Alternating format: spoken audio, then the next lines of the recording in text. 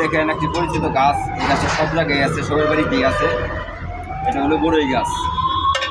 আমরা সবাই এই গাছের বড়টাই খাই, এই কলি পাতার যে একটা উপকারিতা আছে এটা আমরা জানি না।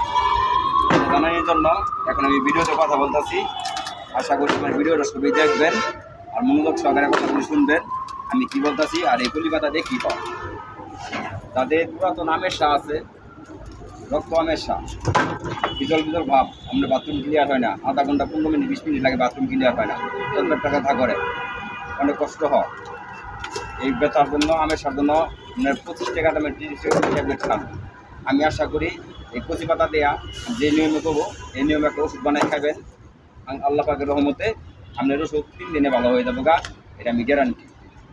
ঘটনা হয়েছে এইটা খাইতেছি আমি, দেখেন দাদা ভাই, এই যেরকম কচি কলি নেবেন, এই দেখেন এরকম কচি কলি পাতা নেবেন, এটা খাবেন আপনি 3 দিন। 3 দিনের 3টা নিয়ম আছে, এই নিয়মটা আমি বলবো, আপনার মনোযোগ সহকারে শুনেন। প্রথম দিনে আপনি এরকম 9টা কলি কচি পাতা নেবেন, নেওয়ার পরে হাতে পাতাগুলি হালকা একটু পানি দিয়ে পরিষ্কার করবেন, করার পরে হাতে নেবেন, নেওয়ার পরে 1 চিমটি লবণ নেবেন, নিয়ে এটা পাতাটা এবারে মাখবেন, ডলবেন, ডলার পরে দেখবেন যে পাতাটা আটা আটা হয়ে যাবে। ওই সময় আপনি সকাল থেকে উঠে এই কাজটা করবেন।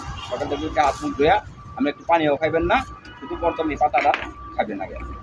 পাতাটা লবণ দিয়ে মাহাইয়া একটু করিয়া তারপরে খায়া 1 গ্লাস পানি খাবেন। এটা প্রথম দিন 9টা পাতা নেবেন। আর দ্বিতীয় দিন আপনি কীভাবে এরকম 5টা কলি পাতা নেবেন, এরকম 5টা কলি পাতা দিয়ে খেতে গাছ থেকে উঠাবেন, ওটা আপনি দ্বিতীয় দিন খাবেন। আর তৃতীয় দিনে আপনি 3টা কলি পাতা দিয়ে ওরকমভাবে একই নিয়মে আপনি এই ওষুধটা খাবেন। আল্লাহর রহমতে আপনি যতদিনের পুরোনো আমেশা আছে, আমি আশা করি আল্লাহর রহমতে আপনি আমেশার রোগ থেকে মুক্ত হতে পারবেন।